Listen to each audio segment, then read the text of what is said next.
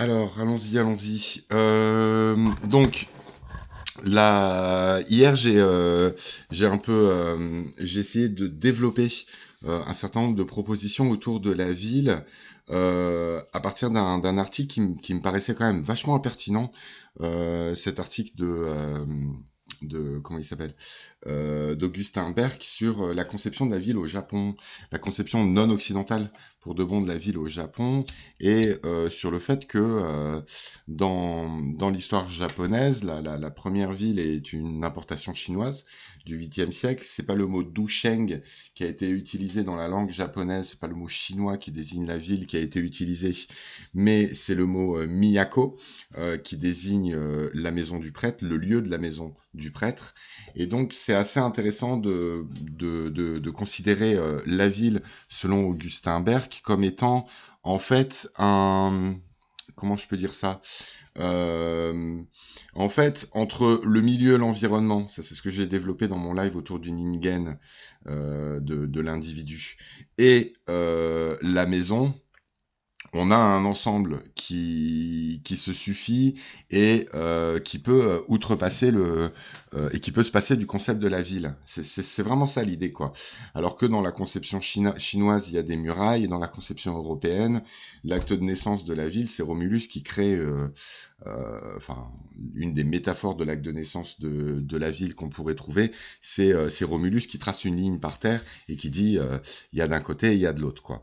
Donc la ville en Europe définie géographiquement par la frontière et administrativement et juridiquement comme un ensemble, puis politiquement comme une organisation. Voilà, je trouvais on avait vraiment deux conceptions et on a essayé de voir vers quelle conception de la ville cette opposition nous emmenait, et on a finalement trouvé une opposition forte entre, d'un côté, une ville qui serait au Japon polarisée autour de lieux, en fait, autour de figures, autour de relations. La ville sort et s'impose à partir de ces relations-là, de cet ensemble de relations-là.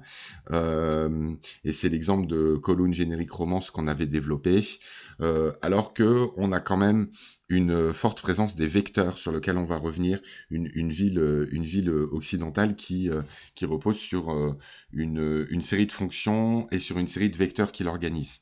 Alors, on a essayé de développer ça. Je vais pas forcément revenir dessus là ce soir, donc n'hésitez pas, pour ceux que ça intéresse, je vais quand même me débrouiller pour que les deux lives soient complètement indépendants les uns des autres, quoi. Même si fatalement je ferai quelques liens entre les deux, quoi. Donc d'un côté la ville polarisée japonaise, de l'autre côté la ville vectorisée occidentale, pour caricaturer un petit peu, quoi. Là cette fois-ci je voudrais emprunter d'autres directions. Euh, D'abord, je voudrais quand même revenir sur cette question de la vectorisation, puisqu'on n'avait pas lu l'article, le début du livre de Marc Berdet, donc je vais revenir un petit peu dessus. Je voudrais développer le paradigme de Certeau, que j'ai à peine effleuré hier, sur appropriation, tactique et stratégie. Et pour ça, vous proposer une petite histoire de Nantes-Nord. Et on va agrémenter un petit peu notre parcours, d'un certain nombre de références. Alors, normalement, quand il y a un deuxième live comme ça après le premier, c'est plus un live de découverte d'œuvres et de partage entre nous que vraiment d'analyse, quoi. Je vais pas faire le travail que j'ai fait sur Kowloon, ou alors ce que je vous ai proposé sur l'attaque des Titans. Je vais pas vous faire de l'analyse de planche. Je l'ai fait à d'autres fois. Je trouvais que c'était plus intéressant d'aller se promener dans un certain nombre d'œuvres et d'ouvrir un petit peu ces idées-là. Euh, la première œuvre sur laquelle je voudrais revenir à propos pour réintroduire cette question des pôles et cette question de l'organisation de la ville dans une fiction, c'est un one-shot, une série de nouvelles autour d'un territoire qui a été, puisque finalement le one shot, la nouvelle, enfin le one shot correspond à une série d'histoires qui convergent et qui ont quand même pour point commun des retours de personnages, des retours de lieux et la construction d'un territoire. C'est le quartier de la lumière de d'Inyo Asano. Et c'est une œuvre qui est assez merveilleuse, qui m'a beaucoup marqué. Je sais qu'il y a je sais que Meloku tient beaucoup à cette œuvre, que ça a été un vrai bouleversement pour lui, et c'est vraiment, ça fait partie des choses qu'on partage, quoi. J'ai écrit sur cette œuvre, je l'ai déjà un petit peu lu, et je voudrais reprendre un petit peu aussi ce que j'avais écrit sur cette œuvre-là. Alors, bien sûr, je vais pas vous spoiler le truc, quoi. Je vais juste vous montrer comment le truc est organisé, et je voudrais juste qu'on parcourt ensemble quelques planches du deuxième chapitre du one shot. Euh, Inyo Asano travaille sur la ville, et il la travaille pas seulement comme décor, il la travaille aussi comme seuil. Et ça, c'est des choses que j'ai pu développer un petit peu hier autour du jeu vidéo, cette idée du seuil, la ville comme une série de dispositifs qui se déclenchent. Donc hop, ça, on a vu tout ça un petit peu hier, quoi. Asano, comme un certain nombre d'auteurs, travaille sur le passage à l'âge adulte, et enfin dans pas mal de ses œuvres, et notamment dans La Petite Merveille qui est Solanine, il travaille beaucoup sur cette idée-là, et il développe un petit peu cette espèce de tension pendulaire qui existe au Japon. C'est-à-dire, vous avez quitté votre village, vous êtes à la fac, et là, vous essayez de trouver du boulot à la ville avec l'espèce de menace ou la possibilité de retourner à la campagne, quoi. Et il travaille sur cette espèce d'intensité-là. Et donc cette intensité-là, il la travaille dans Solanine. Là, dans le quartier de la lumière, on est dans quelque chose qui est aussi un peu autobiographique. Ça veut dire que il s'est retrouvé dans ce quartier. Je sais pas si tu es à Tokyo d'ailleurs, ça je sais pas. Dans ce quartier d'une grande ville où il voulait acheter une maison. Ou en tout cas, il prospectait pour une maison, et il prospectait aussi pour l'écriture d'un manga. Et donc, du coup, il met en abîme l'auteur de manga qui fait les, les boîtes immobilières pour pouvoir essayer de louer ou d'acheter un appartement dans ce quartier-là. Donc, ça commence comme ça, en fait, quoi. Et on le voit faire la fête avec un certain nombre de mangaka. Ce quartier-là, on va y passer les 150 pages que compte le one shot, quoi. On va se promener beaucoup dans ce quartier, et on va être très marqué par le travail autour de la gravité, au travail de la hauteur, et l'organisation de l'intégralité de sa nouvelle autour de certains lieux. Le distributeur, l'arrêt de bus, le petit parc pour enfants, un ou deux appartements, une série d'objets. Voilà, je trouvais que c'était assez intéressant de revenir un petit peu sur comment est-ce qu'on construit une ville dans la fiction. On peut la construire comme ça avec des pôles. Ces pôles-là étant bien sûr rattachés à un ensemble de relations entre des personnages. Et, euh, et je trouvais qu'il y avait quelque chose qui faisait dans ce chapitre qui m'intéressait tout particulièrement, c'est que comme dans Rome ville ouverte de Rossellini, comme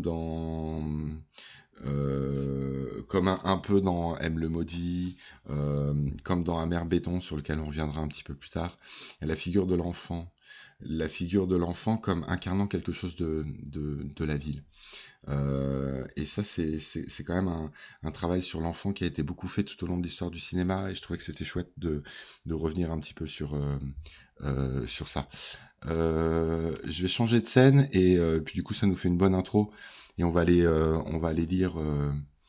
Alors après, hier on était quelques-uns, bon on n'est jamais trop nombreux quoi, mais hier on était quelques-uns. Là, disons que c'est vrai que moi je me sens fatigué en fait. Je suis peut-être lancé dans un truc un peu compliqué, donc je vais m'accrocher un petit peu quoi, mettre en place un petit peu les choses et tout. Mais si on est deux, tant pis, je traînerai pas trop. On ira tous se reposer quoi. Donc on essaie de voir s'il y a du monde qui arrive un petit peu, et puis sinon on traînera pas trop quoi. Mais bon, autant qu'on est là, donc autant profiter un petit peu. Voilà. Est-ce que yes, c'est bon, ça marche. Euh, et je vais aller chercher Icarino Machi. Alors que je vais aller trouver ici derrière. Non. Alors on va aller les chercher. Hop, ok. Alors, pourquoi il n'y est pas? Bon, si. Normalement, il devrait... Voilà, ça y est, il y est. City of Lights. Ikari no Machi, ça veut dire le quartier de la lumière. Pas la ville lumière, mais plutôt le quartier de la lumière. Donc ça c'est le bon, je spoil pas grand chose hein, de toute façon on va le voir ensemble quoi. Dans le premier chapitre on suit juste le mangaka qui cherche à s'installer dans cette nouvelle ville et qui témoigne d'un certain nombre d'angoisse de jeunes adultes et en même temps d'une vraie rencontre avec cet espace-là. C'est vraiment intéressant. Non, moi, ce qui m'intéresse, enfin, il est vraiment beau le premier chapitre, quoi. Moi, ce qui m'intéressait, c'était plutôt de vous montrer, et comme ça, du coup, ben, on le découvre ensemble, quoi. Et à vous après, si vous avez envie d'aller plus loin, de lire ce one shot, c'est le deuxième chapitre. Donc, qu'on le lise un petit peu ensemble et qu'on le découvre pas à pas. Alors, en fait, on a, premièrement, et ça c'est quand même important de le remarquer, alors je vais vous la mettre sur la même, voilà, que vous ayez au moins les planches, qu'on ait au moins accès aux planches en entier, voilà, là on a à peu près la planche, quoi. On va, on va se faire de la place, on va enlever ça et on va enlever le titre, quoi. Voilà, on va prendre un petit peu de la place pour tout ça, quoi. Ça, c'est... donc on est au début du quartier de la lumière. Euh, et donc on a un homme qui parle au téléphone. On retrouve dans la composition de la planche d'Asano quelque chose dont il raffole. Il faut savoir que le quartier de la lumière est un manga qui est très bavard. Il y a beaucoup de textes, quoi, parfois très poétiques. Et il y a une espèce de polyphonie à l'intérieur des blocs noirs, avec des voix ça ressemble à du style indirect libre souvent, qui sont assumés par le narrateur, reprenant les termes exacts des personnages, etc. Il y a une vraie polyphonie, un vrai dialogue qui s'installe là-dedans. Cet espace noir, il le reprend beaucoup dans Poon Poon. Il travaille beaucoup... voilà, c'est là. Il travaille beaucoup dans Poon Poon sur ces strips noirs. C'est souvent des strips. De temps en temps, la stylisation de Poon Poon, donc une autre œuvre d'Asano, apparaît et perce ces ensembles noirs. C'est souvent la voix de Poon Poon qui s'exprime à l'intérieur. Donc le choix du lettrage blanc dans le strip noir. C'est quelque chose qu'il a vraiment l'habitude de faire, quoi. Donc là, au téléphone, un homme, ils m'ont donné ce gros boulot. On attend un enfant pour cet automne, quoi. Mais franchement, à quoi bon, quoi. Vraiment, quand j'y pense, rien n'a vraiment de sens, quoi. Ça fait bientôt 1 an depuis que j'ai décidé de ne plus aller à l'école. L'ordinateur de mon père me permet qui m'autorise à l'emprunter, me permet de tuer un petit peu de temps, quoi, et d'aller sur les onglets des sites de personnes désirant se suicider. C'est là que j'ai eu cette idée, que cette idée a jailli dans mon esprit. I wonder if you can understand. Je me demande si tu peux vraiment comprendre ce genre de sentiment. Lui, le garçon, je comprends tout à fait cela, quoi. Ne vous inquiétez pas, tout va selon le plan. Si tu as vraiment décidé, si c'est ta décision finale, jette ton téléphone jusqu'à moi, ok? Alors, parmi tous ces sites, j'ai recherché alors, I search for the residents from the Asaidai Hightown area. Donc, il s'est concentré sur un lieu. euh, avec l'indice dépendant de la force de leurs sentiments. J'ai commencé et même un peu bruyamment, à coordonner les morts en fonction de leurs vœux, quoi, à chapeauter un petit peu l'ensemble de l'organisation jusqu'à la fin. Pour le dire autrement, donc là, le téléphone. Et là, vous allez avoir la planche d'Asano qui va toujours s'organiser du haut en bas avec un effet de gravité. Le haut en bas de la planche, c'est aussi l'étalement vertical de ce quartier-là, tout le temps. Il est près d'une machine à café qu'on va revoir à un certain et qui va figurer un des pôles de gravité du récit. Le téléphone a été lancé, plongé pardon, sur le garçon qui récupère le téléphone, la pendaison et la suspension. Et donc là, vous avez tout un travail autour de la gravité et de la suspension. L'intégralité du travail du quartier de la lumière, c'est un travail sur la suspension et sur la gravité. I'm an overseer, alors ça peut vouloir dire en anglais contremaître ou surveillant, overseer. C'est celui qui regarde jusqu'au bout les choses. Non. Hop, je continue.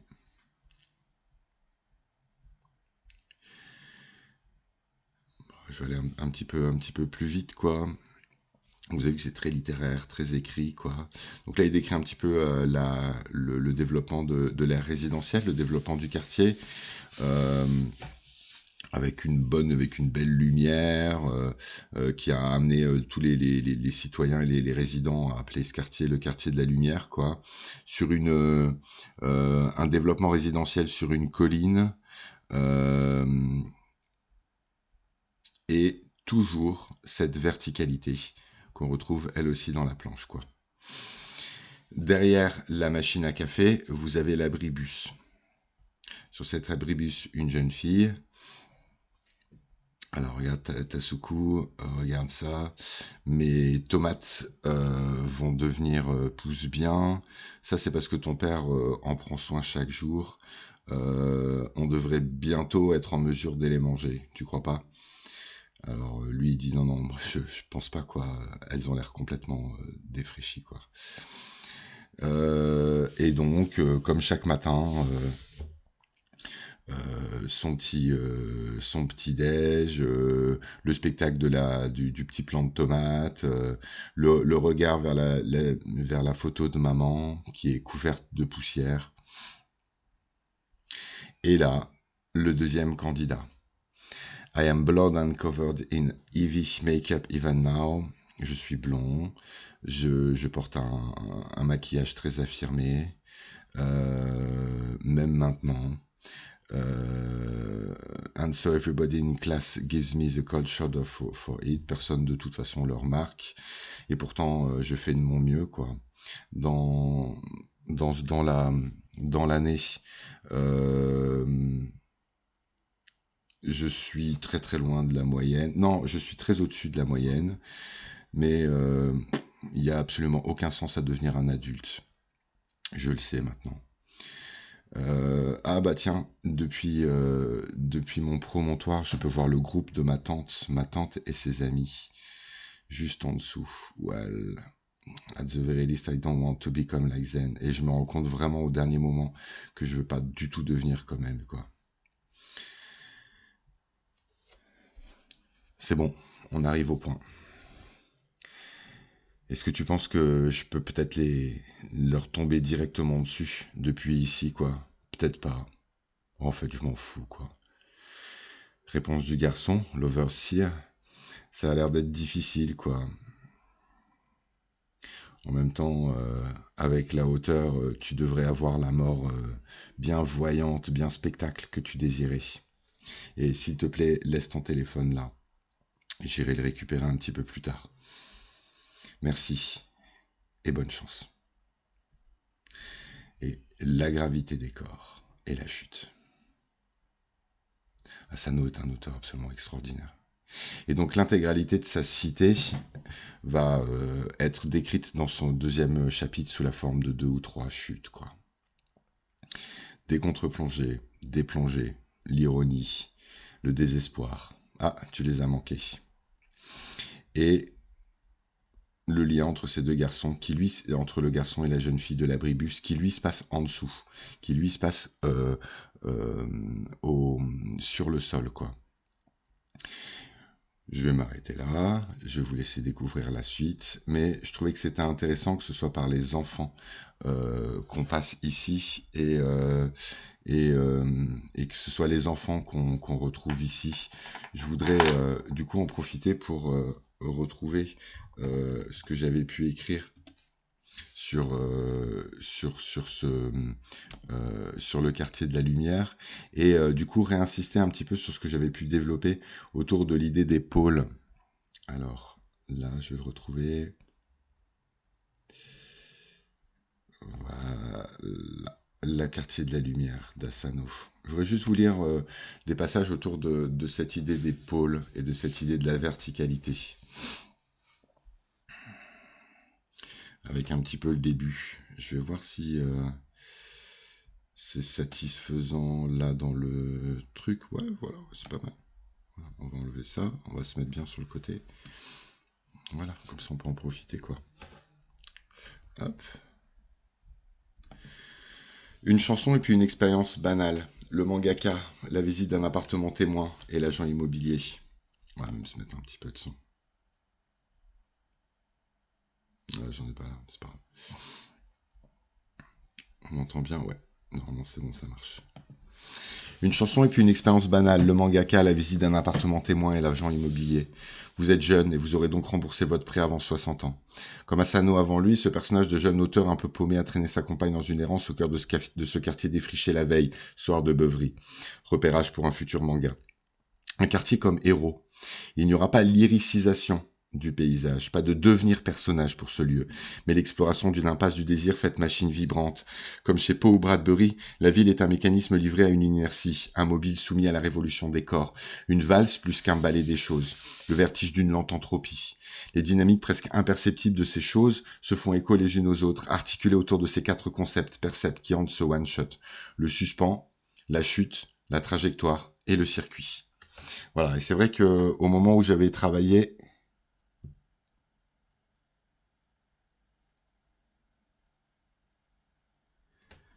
ah ouais, pardon, Raphaël, j'étais passé à côté du truc. Ouais, Overseer, contremaître, je pense, Overseer.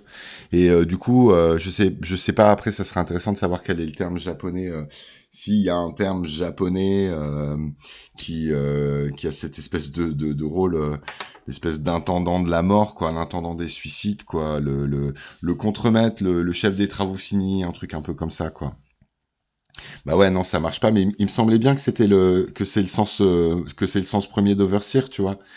Non, ça serait intéressant, il faudrait voir, quoi, comment est-ce qu'on pourrait traduire cette fonction très particulière qu'il a, quoi. Ce serait intéressant de voir si les Japonais, ils ont un terme pour ça, quoi. Alors, l'intégralité, effectivement, de la nouvelle est construite autour de ces quatre, euh, enfin, pour moi, autour de ces quatre grandes tensions, ces quatre grands mouvements, ces quatre grandes figures littéraires, le suspens, la chute, la trajectoire, le circuit. Et l'intégralité de ces quatre grands mouvements qui vont fonder l'unité du one-shot et la construction de ce quartier-là s'organise autour des lieux, autour d'un certain nombre de lieux. D'abord, il y a la plateforme où végètent les êtres entre les mondes et les murs, à l'abri. J'ai pensé que derrière une de ces fenêtres, il y avait peut-être ma chambre, mais je n'ai pas réussi à me le rappeler clairement. Sur les hauteurs et derrière les vitres en suspens, monde provisoire de l'attente et du départ programmé, l'abribus, le toit des immeubles, les chambres d'appartement, point haut ou rasant d'où on ne voit rien. Seul Oishi voit et raconte l'empreinte de son rêve. Je parlerai pas d'Oishi. C'est un des plus beaux personnages que Kasano ait construit. Mais duquel on se penche, lieu où l'on peut être surpris ou rattrapé, confondu mais jamais convaincu. On attend le bus, on arrose des mini-tomates flétries, on se pend, on étrangle, on joue, on tire sur les stalkers. Dans ces lieux, rien n'est décidé et l'acte est rendu au geste vain. Suspens insupportable du sens. Quand fuir, c'est foncer ou oublier, ou partir, ou errer, ou déjà revenir. La plateforme. Et puis il y a le ciel, d'où tombent pépites d'étoiles qui filent sans vœu. Il y a l'immeuble et la gravité des corps qui vertige, chute. Seul Oishi ne tombe pas de l'immeuble mais rejoint un chemin de cigale. Il y a le distributeur de boissons qui orchestre les cascades, mais au pied duquel ce qui chute n'a jamais appartenu au ventre de verre. Un tube de mayonnaise, un téléphone, une étoile. Il y a ce jeu, Jenga, domino miniature d'immeuble dont la chute insulte les rêves de fin du monde du jeune Taiki. L'itinéraire de ces choses mime le rétrécissement du monde jusqu'au désir de lendemain des hommes. Et puis il y a l'invisible fil qui relie les êtres, Ariane tendue par les canons des flingues, les antennes des téléphones ou la trompe de ce curieux éléphant arrosoir. Ces objets on les vend vers ou on les abandonne pour. Seul Oishi casse son téléphone et préfère un couteau qui ne servira jamais à un flingue qui nierait le suspens de son être. Ils menacent mais ne tuent pas, ils sont traces de culpabilité et marqueurs de complicité, ils sont la preuve mais toujours disparaissent ou se dérobent aux vérités. Ils sont le médium opaque, le fil entre les êtres et la toile qui se referme, l'amour et l'embuscade, la décoration et la confession. Enfin, il y a les véhicules, les mobiles, balançoires, voitures de flics ou bus rampant au volant, qui avalent les aides pour les recracher un peu plus loin. Tu tournes en rond, tu passes et tu repasses, révolte-toi contre la providence. Il y a 3 types de circuits. Celui qui emporte les fugueurs et les laisse faire un pique-nique avant de les reprendre à l'amour, celui qu'on impose aux dominants pour le piéger et qui se paie de la vie dans le fracas qui emportera Uchi, celui qu'on rêve et qui ouvre les âmes des 2 jeunes filles à la révolution des corps, c'est-à-dire un tour sur soi-même. Manège et prix du ticket, vanité et assistance publique, rêve et oubli. Voilà, je vous laisse découvrir tout le reste, quoi. C'était à l'époque où j'écrivais, c'était il y a longtemps déjà, en 2017, quoi. Euh, ouais, j'ai plus jamais écrit comme ça, bon, c'est tant mieux. Mais j'avais envie de partager ça parce que je trouvais que c'était en complément par rapport à ce que j'ai pu un petit peu développer hier. C'est-à-dire qu'on a bien ici, quand la fiction construit une ville, elle construit pas une carte, elle construit pas du déplacement. Le jeu vidéo peut le faire, c'est ce qu'on a vu hier avec l'expérience Yakuza. Mais l'expérience de la nouvelle, l'expérience de la série animée, elle se construit autour de pôles, autour de figures et autour du tournoiement des relations entre les personnages sur ces lieux-là, de laquelle émerge la ville. Et ça nous renvoie à la définition japonaise de la ville. Il n'y a pas de ville, il y a des maisons et de la nature. Voilà, bon, après, il faudrait aller mettre en relation tout ça vis-à-vis de ce qu'on a pu déjà un petit peu voir. Je trouvais que c'était assez intéressant de retrouver l'enfant et la gravité là à l'intérieur. Et le thème de l'enfant et de la gravité, on le retrouve dans cette merveille en fait qui est Amer Béton, où on retrouve aussi donc l'incarnation de la ville par l'intermédiaire de la relation entre ces 2 enfants, blancs et noirs. Et tout le travail métaphorique de Matsumoto, de Taiyo Matsumoto sur leur relation. Comment la ville leur appartient, etc. Donc ça, c'est le tout début de la... C'est le tout début. Et je voulais juste vous montrer un petit extrait de leur relation. Donc, Amer Béton est un manga donc, de Taiyo Matsumoto, qui a aussi fait Cette merveille qui est Sunny, qui a fait Ping Pong, qui a fait un manga de boxe absolument génial qui s'appelle Zero, enfin, qui est un des grands noms, le Samouraï Bambou, Number 5. Enfin, c'est un des grands noms, vraiment des génies du manga contemporain, quoi. Et donc, Taiyo Matsumoto, avec son trait très particulier, travaille des lieux, lui aussi. L'internat dans Sunny, les différentes planètes dans Number 5. Et là, cette ville. Et c'est là où je vais commencer un peu à en venir. La ville est soumise à des plans de promoteurs. La ville est en train d'être réorganisée. Et on a, comme dans Abenobashi dont je parlerai plus tard, on a les enfants qui incarnent une espèce de résistance qui sont une espèce d'esprit de la ville et qui incarnent une résistance par des tactiques d'appropriation aux stratégies urbanistiques qui sont en train d'être mises en place. Et vraiment, Ils savent pas eux-mêmes tous les deux, blanc et noir, ce qu'ils représentent vraiment dans cette ville-là. Ils comprennent bien que c'est la relation entre les deux qui sera la clé. Et on va avoir comme ça ce manga qui va se déployer entre les promoteurs, les différents gangs, les flics, et tout ce petit peuple en fait qui va être soit une force de résistance, soit une force de progrès. Et ce qui est intéressant ici, c'est que le conservatisme euh, est du côté de la résistance. Et ça, c'est quelque chose qu'on retrouve aussi dans certaines œuvres euh, de Miyazaki, notamment finalement surtout Nausicaa, quoi. Ce qu'on retrouve aussi dans le Pompoko de Takahata, c'est ce qu'on retrouve dans le X de Clamp, c'est-à-dire en gros effectivement la ville qui est menacée d'apocalypse et du coup des individus qui retrouvent un rapport avec la nature dans leur combat pour la maison sacrée plus que pour la ville. Voilà, c'est vraiment quelque chose qui me paraît important, quoi. Donc ça, c'était juste partager un petit peu l'émotion du deuxième petit chapitre d'Amer Béton, quoi, notamment du relation entre les deux. Donc Blanc, c'est Blanc.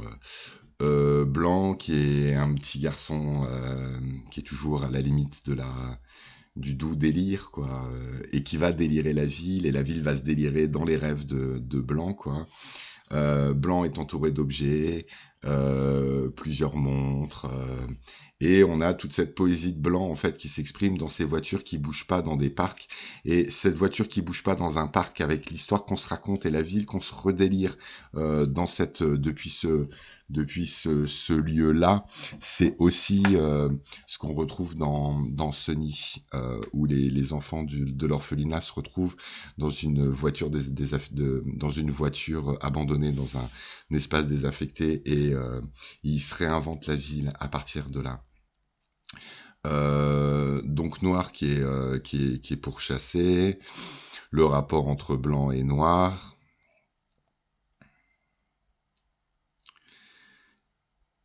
Hey, can I put the shiny money in the piggy? I'm gonna go ride on a airplane white black. Voilà, les rêves de ces deux enfants, leur relation. Et de l'autre côté, le rat qui est une autre force de résistance aux changements qui sont en train de venir. Voilà, c'était juste pour partager quelques planches d'Amer Béton avec vous. Et moi, je voulais juste retrouver les planches qui sont... Ah, coucou méga chevalier. Et moi, je voulais juste retrouver, voilà. Il faut pas oublier que Amer Béton, c'est des enfants sur des toits. Et c'est cette gravité maîtrisée des corps. Et cet ensemble d'animaux aussi qu'on va retrouver. Le rat, l'oiseau, le singe, le lion, etc. Toute une mythologie en fait qui est posée sur la vie. Et là, il y a quelque chose qui va être travaillé beaucoup par la fiction, c'est comment est-ce qu'on résiste aux changements qui sont proposés par cette modernité qui avale la nature, quoi. Et comment on résiste en réactivant la mythologie sur laquelle repose la mythologie sacrée, sur laquelle repose la ville. Et là, c'est blanc et noir, et dans Benobashi, vous verrez, c'est les 4 animaux fondamentaux qui réorganisent la ville et qu'il va falloir aller retrouver et réinventer à travers une série de péripéties. Voilà, c'était juste pour faire un tout petit tour du côté d'Amer Béton et raconter ça à nouveau, quoi. Et là maintenant, je voudrais partir vraiment sur autre chose, quoi, et je voudrais notamment aller du côté de l'article de Marc Berdet que j'ai à peine cité hier.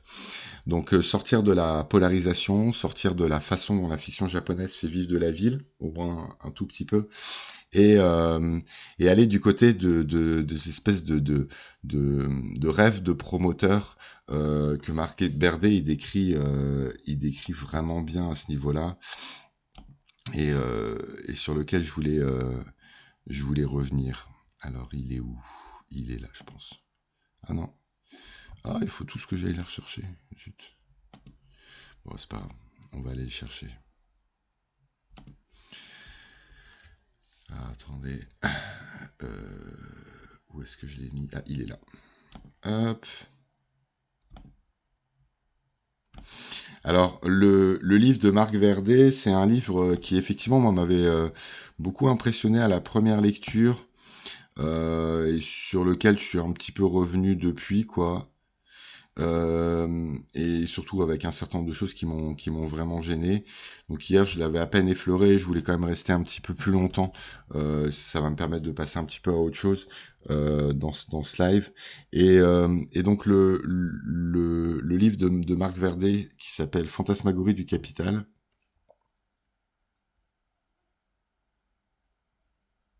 Hop. Le livre de Marc Verdet qui s'appelle Fantasmagorie du capital, c'est une œuvre assez ambitieuse en fait. Qui vise à travailler l'imaginaire occidental à partir à partir de lieux, à partir de figures spatiales, quoi. Mais je vais vous lire ce qu'il y a sur parce que cette édition, l'édition Zone, travaille beaucoup sur la couverture. Et voilà, je voudrais vous lire ce qui est écrit. Quel rapport entre les spectres d'un couvent parisien, des héroïnes séquestrées dans des châteaux gothiques et des flâneurs de passage couverts de Paris? Quel point commun entre les visiteurs des expositions universelles, les joueurs captivés par les néons de Las Vegas et les bateaux fascinés par les shopping mails? Tous sont pris dans des lieux clos saturés d'imaginaire, des rêvoirs collectifs, des fantasmagories. Depuis 3 siècles, le capital façonne des environnements oniriques qui, refoulant leur origine économique, ordonnent les plaisirs individuels et collectifs sur fond de règne de la marchandise. Cette histoire de l'espace urbain est celle d'une mobilisation toujours plus structurée de nos désirs intimes par l'architecture. Et là, c'est un travail qu'il fait. Il faut savoir que Marc Verdet, c'est un spécialiste de Walter Benjamin. Et donc, c'est une relecture de Paris au XXe siècle qui nous propose là, à travers ce livre. Et moi, ce que je trouvais intéressant, donc je voudrais juste qu'on lise un petit extrait de ce livre ensemble, quoi, et qu'on aille du côté de de ce qui serait la version en fait la plus assumée euh, du pôle stratégie, parce que je voudrais vraiment travailler sur ça ce soir, l'opposition entre des stratégies et des tactiques. Donc là, on est vraiment sur le pôle le plus assumé de la stratégie, et je trouvais que c'était intéressant de revenir un petit peu dessus. Et de voir dans quel sens ça peut nous emmener et comment ça peut nous permettre de reconsidérer la fiction et de la comprendre. Vous allez vite comprendre un petit peu où il veut en venir, Marc Berdet. Je regarde juste si tout est bien en place. Ouais, nickel. Nickel, nickel. Alors allons-y. Le mot de Schiller d'après lequel les contraires se heurtent au cœur de l'espace est à nouveau à l'honneur, et un puissant coup de feu matérialiste pénètre les discours trop longtemps enfermés dans le virtuel et les simulacres. Schlegel. Vu du ciel, le shopping mall a l'air d'un ballast posé sur un océan d'asphalte. Un parking s'étend de l'autre côté des autoroutes à 6 voies qui ceinturent le bâtiment. Il est si vaste que de sa place de stationnement, il faut parfois prendre un bus pour atteindre l'entrée. Au-delà de la banlieue bitumeuse ouvre l'horizon jusqu'au grand lac du Minnesota, s'y répète à l'infini sur un sol quadrillé comme du papier d'école, une série de maisons individuelles, tout à peu près semblables, un carré de pelouse devant, un jardin particulier derrière. Ici, est-ce qu'on les a en France, ça? Oui. Oui. Alors nous, nous on a un cas très particulier, c'est qu'on les a les grandes zones commerciales proches de nos villes moyennes. On les a. Nous à Nantes, on a un gigantesque complexe qui s'appelle Atlantis et dont la superstructure a été pensée.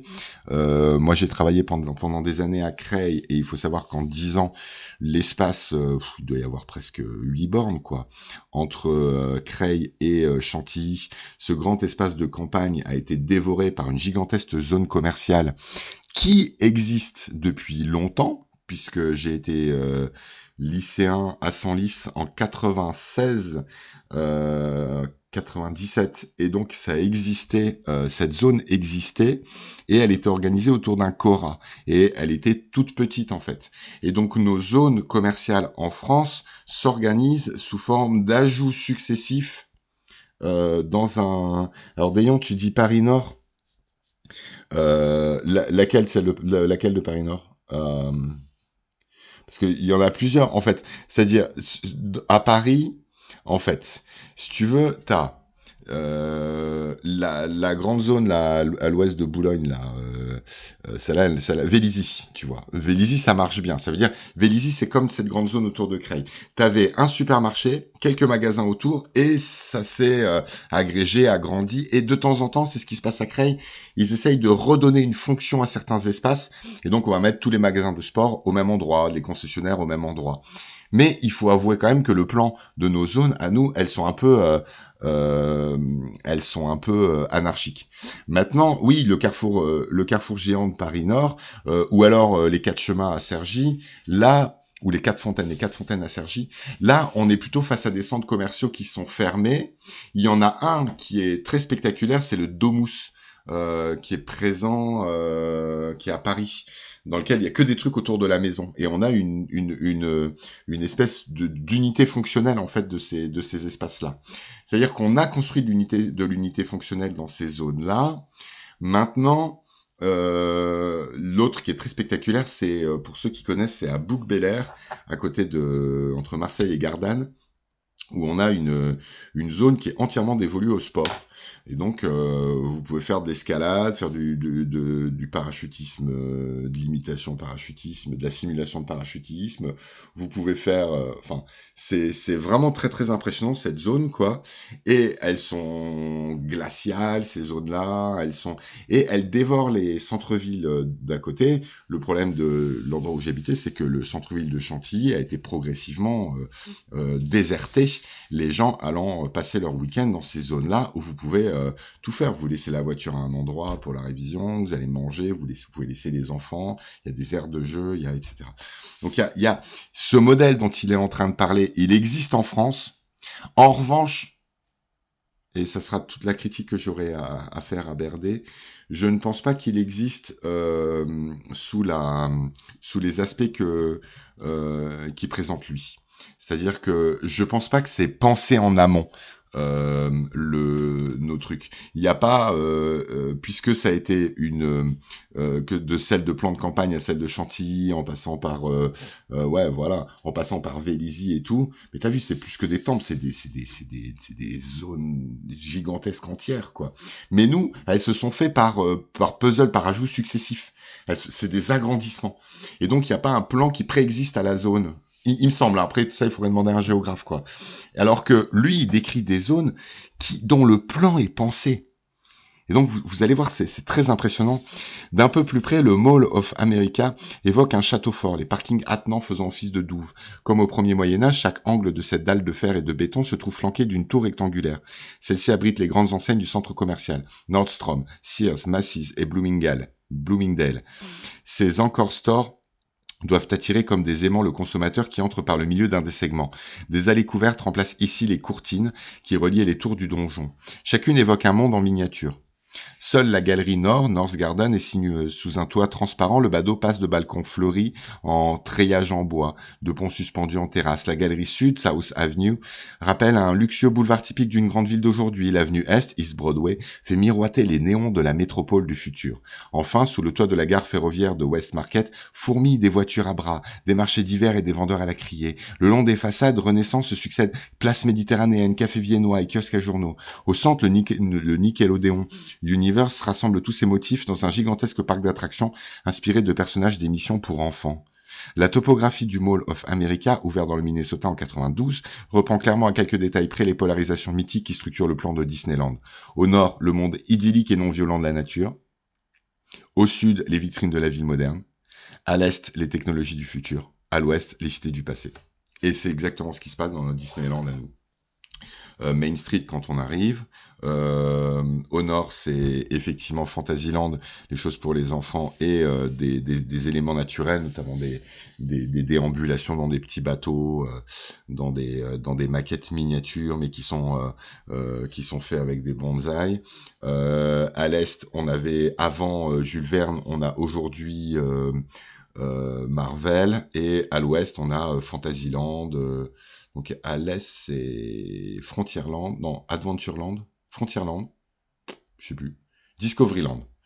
et on a les pirates et le train de la mine, etc., qui indique un passé mythique western, quoi, et qui, elle, se retrouve à l'ouest, quoi. Donc on retrouve vraiment cette idée-là, quoi. La topographie, etc. Ces différentes artères convergent vers le parc d'attractions, apparemment libéré de toute nécessité commerciale. Le tout forme un corps merveilleux. Et là, je vais aller directement à la. Il décrit un certain nombre d'autres malls, quoi, qui sont aussi intéressants. Et ensuite, il définit son projet. Et je voudrais revenir sur la définition de son projet. Que ce soit aux États-Unis, en Chine, au Canada ou en Europe, la confusion imaginale règne à tous les étages. Le passé et le futur s'enchevêtrent dans un présent insignifiant.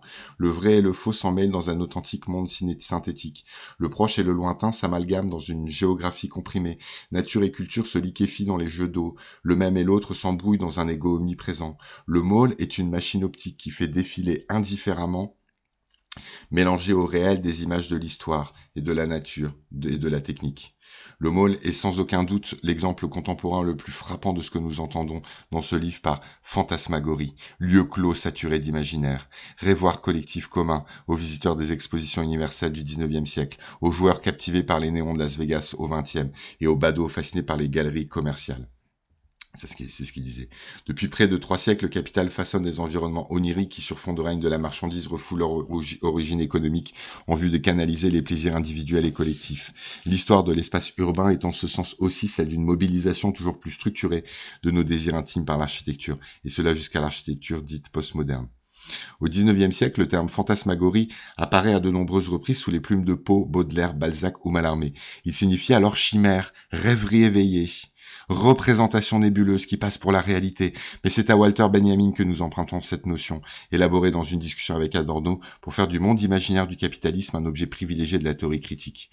Benjamin a thématisé la fantasmagorie durant les dernières années de la composition d'un ouvrage qui est lui-même resté inachevé, Paris, capitale du XIXe siècle. Il n'en a donc esquissé le concept et ne lui a pas donné une forme pleinement aboutie, comme toute notion benjamienne d'ailleurs. Plutôt que d'être close sur elle-même, la fantasmagorie demeure ouverte à toutes les modulations historiques. Nous nous en apparons ici pour en faire un outil opératoire d'analyse critique du capitalisme moderne et postmoderne, en particulier des espaces dans lesquels il nous a imposé de vivre. Ce livre se compose comme une sorte de visite guidée, à la fois promenade urbaine et voyage dans le temps. Il propose d'arpenter plusieurs lieux emblématiques de cette longue histoire, de déambuler sur les sites légués par les différents âges de l'imaginaire marchand. Nous explorerons, tour à tour, les passages parisiens, les premiers grands magasins, les expositions universelles, le Paris d'Haussmann et les parcs de Disneyland, avant de revenir au shopping mall et de finir notre excursion sur les néons du strip de Las Vegas. Ces différents espaces forment autant de strates fantasmagoriques caractéristiques de leur époque. Ce sont des rébus qui amalgament des éléments de la réalité extérieure. L'intérêt d'une classe dominante et l'inconscient de toutes les classes, figurant ainsi une utopie sociale dont la réalisation demeure cependant perpétuellement ajournée par leur fonction marchande. En essayant de déchiffrer ces espaces comme on interprète un rêve, en superposant leur genèse réelle et leur opposition mythique, ce livre tente de dégager l'éclat de l'utopie de la gangue qui l'enferme. Car la fantasmagorie contient en son sein les éléments de sa propre négation. Le grand récit de la marchandisation de la ville a aussi ses anti-héros. Ces anti-héros qui se nomment Maximilien de Robespierre, Charles Fourier, Karl Marx, Auguste Blanqui, André Breton, Sergei Eisenstein, Walter Gropius et Ken Kesey. Les fantasmagories du capital transforment l'environnement bâti en images de rêve destinées à la foule. Ceux qui construisent ces espaces espèrent bénéficier des hallucinations collectives ainsi engendrées. Mais cette magie peut aussi leur échapper. Voilà, bon, c'est une proposition. Je comprends pas ce que ça veut dire, Rafa NP. Ah, c'est no problem. Ah, c'est cool, t'as mis la carte. T'as vu, on le voit hein, sur la carte de Disney, on le voit. Alors, est-ce que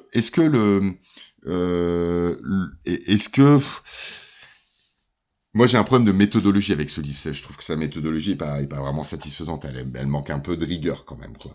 Maintenant, pour moi, c'est de la poésie en fait. Ce qu'il propose plus que de la science, quoi. Maintenant, c'est quand même une proposition qui est très intéressante, qui est très politique, infiniment politique, où il essaye d'aller choisir cet objet-là et de considérer effectivement le paradigme qui traverse non pas des discours, mais de l'organisation des espaces. Et ça, je trouve que c'est assez intéressant.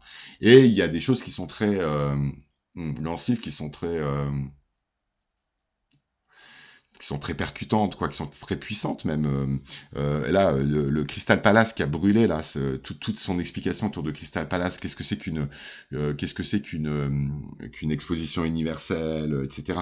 Je trouve il est vraiment intéressant.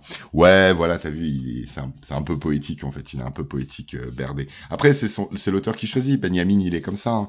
On est on est face au poète des sciences humaines, quoi.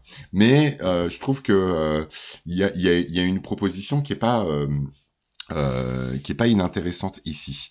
Alors, cette proposition-là, elle nous amène à réfléchir à deux choses. Premièrement, est-ce qu'il y a vraiment des stratégies de puissants qui viendraient préécrire des plans de ville, des plans qui préexisteraient à la ville? Est-ce qu'il y a des stratégies, est-ce qu'il y a des plans? Et face à ces plans, il y aurait des résidents, des habitants qui résisteraient, s'approprieraient, détourneraient, etc. Ça, c'est le modèle d'un sociologue très impressionnant qui s'appelle euh, eh ben justement, tu vois, Rafa, tu fais, qui s'appelle, je finis ma phrase, qui s'appelle Michel de Certeau, sur lequel je voulais revenir. Alors voilà, c'est-à-dire que, en fait, quand on en discutait tout à l'heure, je vous ai donné une série d'exemples qui sont des exemples où en France, on a eu des grandes, en général, c'est un grand centre commercial, un Cora, un Mammouth, un Leclerc, qui s'est installé en périphérie d'une ville moyenne, d'une grande ville de France, autour de laquelle il y avait une petite zone commerciale, une petite galerie marchande et quelques magasins qui s'installent autour. C'était un modèle qu'on a connu et qui date des années 80, je pense, 70-80, quoi. Et ensuite, il y a un certain nombre de ces grandes zones qui se sont construites autour de ce grand supermarché-là. C'est le cas de Plan de Campagne, c'est le cas de la zone de Creil, etc. Quand on arrive à Amiens, d'ailleurs, après, il y a aussi ces arrivées dans les villes. À Amiens, il y a ça, je crois que c'est quand on arrive, moi quand j'arrivais de Beauvais, que j'arrivais à Amiens, on arrive sur une rue et la rue, elle distribue tout un tas de magasins, là, tout au long. Ça, c'est une autre organisation encore. Donc là, on est... donc là, on... donc là, on est sur des modèles qui correspondent pas à ce qu'est en train de décrire ici Marc Berdet. Pour celui ou celle qui viendrait d'arriver, alors on parle de la ville, mais là je suis parti sur des lieux modernes en fait, en l'occurrence là des grands malls, des grands centres commerciaux, et on essaye de les envisager et d'envisager quel imaginaire il active et il incarne en territoire. Alors après, maintenant, les exemples que j'ai donnés se sont construits à partir d'un noyau qui, lui, date des années 70-80 et qui avait à voir avec la tactique de développement des supermarchés, qui, à mon avis, est un truc très français à ce niveau-là. Maintenant, ces zones-là, nous, on a Atlantis à Nantes. Là, il y a les rues piétonnes. On est sur un autre modèle avec la rue piétonne. On est sur un modèle plus tradit. Là, je te parle de celles qui sont en bordure de ville, quoi, les grandes zones en bordure de ville. Est-ce qu'il y a des plans correspondant à l'organisation Disneyland là, tels que on retrouve dans le Minnesota ou en Chine, ces grandes zones qui sont construites comme des parcs d'attractions avec la ville imaginaire du passé idéal, la ville du futur à droite, la nature au nord et les vitrines commerciales au sud, quoi. Voilà, il faudrait voir si nos nouvelles zones commerciales sont construites comme ça. Moi, j'ai surtout une critique à lui opposer à Berdet, et derrière Berdet aussi à Michel de Certeau, c'est que je ne pense pas que en géographie...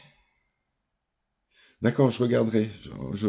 On mettra là on regardera le plan. Bah, je finis mon propos, puis après on essaye de voir si on peut aller sur ton plan aussi. Je sais pas ce qui se passe si je clique dessus, moi. Voilà. Ouais, il faut que je le... etc. Bah, on essaiera de voir si on peut... Bah, en tout cas, comme ça, vous en profitez, vous, dans le chat, quoi. Euh, Si, bah, si, c'est là, c'est ça qui compte, quoi. Et en fait, euh, derrière la proposition de Berdet, on sent qu'il y a un plan. Et cette inspiration sociologique-là, on la retrouve aussi chez Michel de Certeau, qui a travaillé et qui a surtout... Alors, Michel de Certeau, c'est un philosophe et sociologue français, qui a travaillé sur les couvents, l'organisation des couvents, qui a travaillé sur les outils, qui est aussi un philosophe de l'histoire, qui a la critique la plus pertinente de l'habitus bourdieusien. Il crache sur l'habitus bourdieusien en le définissant comme une espèce d'artefact philosophique vide qui est construit pour remplir un trou dans une théorie qui n'arrivait pas à se refermer sur elle-même, quoi. Il a vraiment une remarque qui est très forte. De Certeau, c'est vraiment un sociologue qui est passionnant, quoi. Et donc, il a développé aussi autour de ce qu'il appelait la perruque. Ça veut dire qu'en gros, toutes les techniques de détournement qui avaient lieu dans les ateliers, dans le marché du travail, dans les différentes usines, comment on détourne les machines, comment on arrive à faire la grève du zèle, donc en gros, face à un plan rationnel, organisé, tenu par des puissants, les différentes tactiques de détournement qui sont proposées. Il parle de la façon dont le bourrade, la nuit, il trace une autre ville par ses déambulations.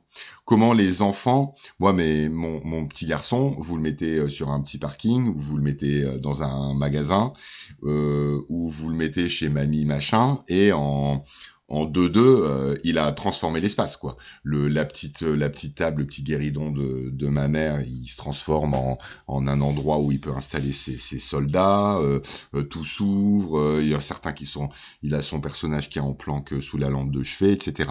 Le détournement d'un espace qui est fonctionnalisé, qui est stratégisé, qui est pensé, etc. Ça, c'est vraiment le modèle de Certeau. Et c'est un modèle qui est très important et qui, moi, me paraissait pertinent pour appréhender la ville et notamment pour appréhender la fiction et de considérer qu'en fait, la fiction, c'est un travail de réappropriation de la ville et d'un certain capitalisme territorialisé par l'intermédiaire d'une série de détournements.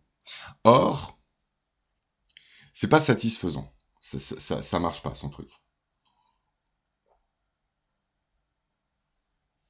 Alors, je vais pas prendre trop de temps pour ça, quoi. Mais je voudrais quand même juste vous donner,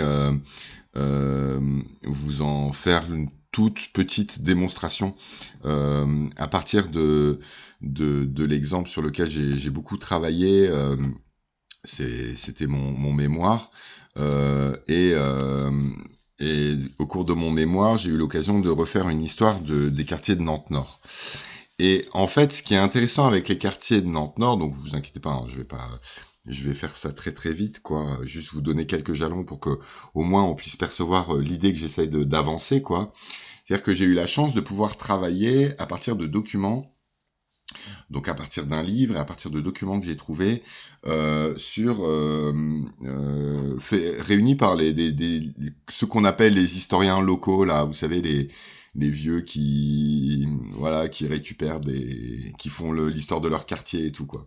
Et ben là, il y a une petite bande, une petite club d'historiens à Nantes-Nord qui s'est pris la tête, quoi, et qui a proposé un ensemble qui s'appelle Mosaïque, je sais plus quoi, en édition hyper locale, quoi, et qui a écrit un livre sur l'histoire de Nantes-Nord à partir d'énormément de témoignages. Donc c'est passionnant parce que c'est presque de la première main. On peut vraiment travailler sur de la première main, quoi. Et, euh, et je voudrais juste vous montrer comment ça se passe. Et en gros, pour déflorer un peu le truc, ma thèse, c'est qu'il n'y a pas vraiment il n'y a pas de stratégie, en fait. Il n'y a que des tactiques qui répondent à des tactiques. En fait, on aurait tort de croire qu'il y a des plans qui sont organisés, etc. Je pense pas qu'il y a des plans qui sont organisés et qui sont... Et je vais essayer de vous le montrer là. Euh, Nantes Nord, c'était un gigantesque... comment dire Nantes Nord, c'était un gigantesque marais, un marécage. C'est ça qu'il faut voir. C'est un gigantesque marécage. Quand vous êtes à Nantes, donc Nantes est organisée autour de la Loire, quoi, et vous avez euh, vous avez de l'autre côté de la Loire, en fait, il y a une île centrale qui était industrielle et qui est réinvestie aujourd'hui par les pouvoirs publics, euh, et notamment pour faire de l'action culturelle, pour faire de la résidence hyper chère, tout ça. Enfin bref, des trucs un peu hype. De la même façon qu'à Bordeaux, euh, il me semble, Rafa, qu'il y a le polo qui s'est organisé autour d'une zone qui était une zone qui était industrielle aussi. Donc du coup, on est dans ces stratégies de promoteurs et de villes de réinvestir des espaces qui étaient avant des espaces industriels. Le centre-ville nantais, il est divisé par un grand boulevard qui s'appelle le boulevard des 50 otages. Et de part et d'autre de ce boulevard, vous avez les deux centres-villes. L'un, catho, avec les centres du pouvoir catholique, des écoles catho, la cathédrale, l'évêché, etc. Et de l'autre côté, un centre-ville bourgeois plus commercial, commerçant, autour de la rue Cambronne, de la place Gralin, puis des places Méliné et Canclos. Bon, voilà, ça c'est pour revenir un peu sur Nantes. Et vous avez Nantes-Nord. Et Nantes-Nord, ça a été un endroit où il y avait des grands territoires de seigneurs qui sont essentiellement des chouans qui sont venus s'installer là. Le polo, ça s'écrit comme ça. C'est un grand tiers-lieu. Si je me trompe pas, hein, je me trompe peut-être, quoi. Si ça, peut-être que je confonds avec celui de... J'irai chercher, je te redirai. Et donc, en fait, euh, on avait donc à Nantes des grands seigneurs qui s'étaient organisés dans toute cette partie un petit peu marécageuse et qui sont Nantes était la grande capitale chouane après la Révolution française. Donc, c'est des émigrés au 19e siècle, des nobles émigrés qui sont venus se réinstaller là auprès de ceux qui n'avaient pas émigré, qui étaient restés. Voilà, c'était Nantes-Nord. Et il faut savoir que la ville a été détruite en partie après la Deuxième Guerre mondiale, et vous allez avoir une série d'aménagements. Oh, c'est putain de moustique, quoi. J'aimerais bien le tuer, celui-là. Et vous allez avoir une série d'aménagements de la ville qui vont être proposés au nord et qui vont donner naissance au très très grand quartier politique de la ville qu'on appelle Nantes-Nord, et qui est tenu par le bailleur social Nantes Métropole Habitat aujourd'hui, et qui est une très très très grande zone. Et quand vous vous promenez dans cette grande zone, vous avez des tours, mais vous avez aussi des maisons industrielles type Coron. Moi, ça m'a fait ça la première fois que je les ai vues et tout, etc. Et du coup, on a l'impression, quand on est dans cette zone-là, que bah voilà, la ville a été détruite, il fallait reloger des gens, et du coup, l'État a mené une grande stratégie, il a écrit un plan, et tout ça, ça s'est fait... voilà. Il y a un autre quartier à Nantes qui s'appelle Malakoff, où les immeubles ont poussé en 6 mois, quoi. Et ben, en fait, il se trouve que l'histoire est plus complexe, et il faut rentrer un petit peu dans les détails pour le comprendre. Et on n'est peut-être pas face à stratégie d'État, appropriation des habitants. Et je voudrais juste vous donner quelques éléments de cette histoire-là. Euh, D'abord, donc on a la destruction de plus de 1000 immeubles, estimation de Jean Philippot, le maire de l'époque. Les capacités d'accueil de la ville se révèlent insuffisantes, donc la guerre a détruit à Nantes, quoi. Il faut trouver des solutions peu onéreuses, des rushs d'urgence, des cités provisoires en bois ou en dur, mais à faible prix de revient sont privilégiés. On est donc, premièrement, pas de stratégie de l'urgence. 2 cités dites d'urgence sont construites sur Nantes-Nord, le Pressoir et Chêne des Anglais. Il y a une station de tram sur la ligne 2 à Nantes qui s'appelle Chêne des Anglais. Une habitante se souvient. Nous sommes arrivés au Chêne au mois d'août 1952. Tous les futurs locataires avaient été rassemblés au pied des baraquements sur 2 rangées pour la remise des clés. Nous ne connaissions pas, les gens venaient de partout, les baraquements étaient peints en jaune, sauf ceux qui appartenaient à la mairie qui étaient peints en blanc, mais les habitants les repeindront avec des bandes rouges. Les gens élevaient des poules, des canards, des lapins, des pigeons, il y avait beaucoup de solidarité entre voisins, nous nous aidions mutuellement. Et je vous ai mis une photo d'un de ces baraquements rénovés. Donc la première chose, vous voyez que tout ça s'est fait à l'arrache, quoi. Avec quand même tentative d'organisation, avec des jeux de peinture et tout, mais complètement explosé par les habitants qui se réapproprient tout ça dans un contexte on est plus que dans du pré-urbain, quoi. Et il y a une certaine nostalgie. On prenait quelques libertés, mais les voisins ne disaient rien, et si parfois on se disait ces quatre vérités, on se fâchait pas trop, quoi. En 1954, ça va être très important, c'est 1954, c'est l'hiver 54, et l'appel de l'abbé Pierre. Au secours, mes amis, sur Radio Luxembourg. Des dons affluent et le gouvernement élabore un plan d'urgence pour la construction de 12 000 logements. À Nantes, 110 logements sont construits en 2 lieux différents, la Géraudière et Port-Durand. Les taudis neufs, c'est ainsi que les habitants de la cité de l'abbé Pierre appelaient ces logements neufs dont la construction était simplifiée. La cité était bordée d'un côté par les lotissements des flics, de l'autre par des prés marécageux. On appelait cet espace le Marais. On y construisait des radeaux et on naviguait entre les roseaux. On se rendait service constamment, il nous manquait du sucre, du pain, de la farine, on allait frapper chez les voisins. Les familles s'échangeaient les vêtements qui pouvaient encore être portés. On retrouve les éléments de discours qu'on a déjà croisés, nostalgie d'un temps d'échange conviviaux avec les voisins, création informelle d'un groupe d'habitants scellé par la solidarité de jeu entre les enfants, élaboration d'une géographie imaginaire intime du quartier avec ses lieux de pulsation, de polarisation des échanges et des passages. C'est mon mémoire, hein, ça que je vous lis là. Donc là, premièrement, vous voyez que l'idée de la stratégie, elle en prend un coup, en tout cas dès le début, c'est que on a quand même des réactions de l'État à une situation d'urgence qui donne lieu à un certain nombre de gestes d'appropriation. Et en parallèle de ça, vous allez avoir ce qu'on appelle les castors, le comité ouvrier du logement, 71 familles qui participent à la construction de leur propre habitation. Et donc les castors, on est face à des petits commerçants, des petits artisans de l'ouest de la France qui ont cette espèce de mythe de la maison individuelle dont ils seraient propriétaires déjà dès les années 50. Ils créent une association, le COL, le comité ouvrier du logement, dont je vous ai mis un petit certificat d'action, quoi. Alors, ça permettait, avec un apport personnel de 50 000 francs, soit moins de 3% du coût total, de devenir propriétaire à la condition de participer à la construction des maisons. L'apport travail est au fondement du principe Castor. Donc juste un petit témoignage, quoi. Dès qu'on était libre, on venait sur le chantier. Il y avait un contremaître pour diriger les travaux, Monsieur Gravouille. C'est lui qui distribuait les travaux en fonction des compétences de chacun. Des heures pouvaient être effectuées par des copains pour le compte d'un sociétaire. Il y avait un gars du haut, un parqueteur qui nous a montré comment poser un parquet.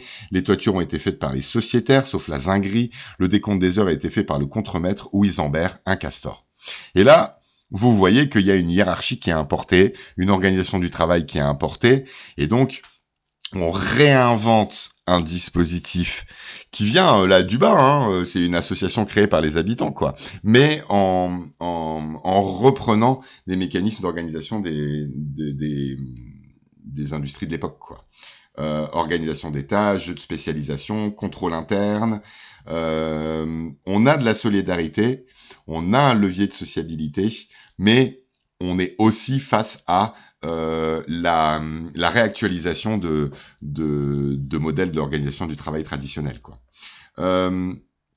Là, bon, je vais pas tout vous lire, quoi, mais c'était rigolo, ça. Avec Aligol, Caro, Compin, Coupé, Gouon, Jousse, nous avons fondé la Caisse de solidarité des castors. Tous les mois, on passait dans chaque famille pour encaisser 1 franc, versé dans la caisse de solidarité. Si l'un d'entre nous avait des difficultés, nous pouvions ainsi lui venir en aide. Aligol était le seul à avoir le téléphone dans l'ensemble Castor. Sa porte était ouverte à tous ceux qui avaient un besoin urgent de téléphoner. Vous voyez, donc c'est assez intéressant de voir que à l'origine, on n'a pas d'abord les grands immeubles. On a d'abord des organisations d'habitants dans un contexte très particulier qui est celui de la guerre et qui est un contexte d'urgence et une nécessité de réaction de l'État. Bon, je vais aller un petit peu vite sur la fin, quoi. Vous allez ensuite avoir la politique des modèles qui va arriver en France, quoi. Et ça va commencer en 1957. Immeuble d'habitation à loyer modéré, HLM, chemin des Renards. Nouvelle urbanisation plus économe en espace, capable d'accueillir de nombreux locataires. Cette nouvelle orientation voulue par le pouvoir politique, État et Ville de Nantes a entraîné une intensification d'édification des cités HLM. Et donc, du coup, on a l'édification d'une banlieue dortoir. Mais ce qui est intéressant, c'est que là, on est effectivement dans cette politique des modèles. Donc, c'est 1969, la politique des modèles.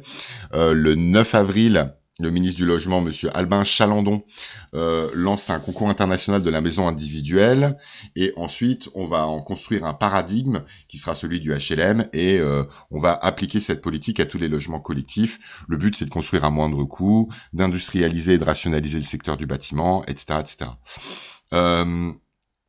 On a cette organisation et là on pense que sur les tactiques d'organisation et les échanges entre l'État, les associations et les habitants au début. Là, cette fois-ci, on a la stratégie qui se plaque sur tout ça. Et là, on se retrouve avec des plans et le révoir occidental capitaliste quoi, qui se met en place avec ces immeubles-là. Eh ben, pas tout à fait. Il faut déjà pas oublier qu'il y a une grande part d'improvisation dans la mise en place de ce plan. En fait, si vous vous promenez à Nantes-Nord, ça m'a un peu frappé, c'est que on n'est pas face à des immeubles qui sont tous alignés selon un plan précis, mais vous voyez, le plan de masse de la Cité du Chêne des Anglais, c'est un peu le bordel, la disposition des trucs, quoi. Et en fait, on suit le chemin de grue. C'est le chemin de grue qui commandait l'emplacement des bâtiments. Le coût du démontage et remontage d'une grue étant très important, afin de réduire les prix de revient des constructions, les architectes concepteurs des modèles s'ingéniaient à faire en sorte que là où les grues puissent servir à tout le chantier en se déplaçant sur le même chantier de grue. Et donc, vous voyez, il n'y a pas de plan, en fait, il y a de la débrouille, quoi. C'est ça que je veux dire, en fait. Ça veut dire que il y a un manque de rationalité qui est bien sûr seulement apparent, puisque c'est avant tout une recherche d'économie, quoi. Mais on a quand même des adaptations de cet État au territoire et une politique des grands modèles qui est moins une planification de type soviétique, quoi, que qu'une tentative de s'adapter aux territoires qui sont donnés, de développement de tactiques particuliers. Et dès le début, des jeux de détournement. Je suis né en 1961 dans l'appartement de mes parents, témoigne une habitante des Renards. Dans cet immeuble, il y avait beaucoup de familles nombreuses et donc beaucoup de copains. On s'ennuyait pas, on s'organisait des grandes parties de gendarmes et voleurs, de 1, 2, 3 soleils dans la cour, sous les fenêtres du locataire du rez-de-chaussée. Une autre habitante qui habitait là où je suis là, derrière le théâtre Gralin, nous avons été frappés d'alignement et nous avons dû partir. On a été obligés d'accepter un appartement dans les quartiers nord. À notre arrivée, quel changement. Les gens n'étaient pas aussi évolués qu'au centre-ville. À notre arrivée, un homme à fille de 7 ans lui jetait des cailloux au début quand elle sortait. On l'appelait la crâneuse parce qu'elle avait des longs cheveux et qu'elle était bien habillée. Mais cet habitant dit s'être attaché à la vie dans ce quartier. Les enfants étaient tellement nombreux à traîner que j'ai eu l'idée de leur proposer des activités le jeudi. On partait avec des couvertures dans le champ d'en face et on faisait des jeux. Je leur faisais ramasser des générotes, etc., etc. Bon, je vais pas aller beaucoup plus loin que ça, quoi. Mais vous voyez, dernier témoignage, les gens disent que c'était bien les HLM et que ça s'est dégradé, mais au début déjà quand on était là, il y avait des réparations à faire. Les HLM, on les a jamais vus. Les maisons n'ont jamais été entretenues, à part les interventions pour les toilettes bouchées, c'est tout. Les peintures extérieures n'ont jamais été refaites. S'il y a des maisons peintes, c'est les gens qui les ont fait eux-mêmes. La prise en main du quartier par des habitants excédés par l'absence de décision des autorités a pris au cours de cette moitié de siècle de multiples formes parfois spectaculaires. Et là, vous allez avoir des réorganisations. En 64, comité du renouveau du Chêne des Anglais qui va faire pression sur la mairie. On parlait du Chicago nantais pour parler du Chêne à cette époque-là.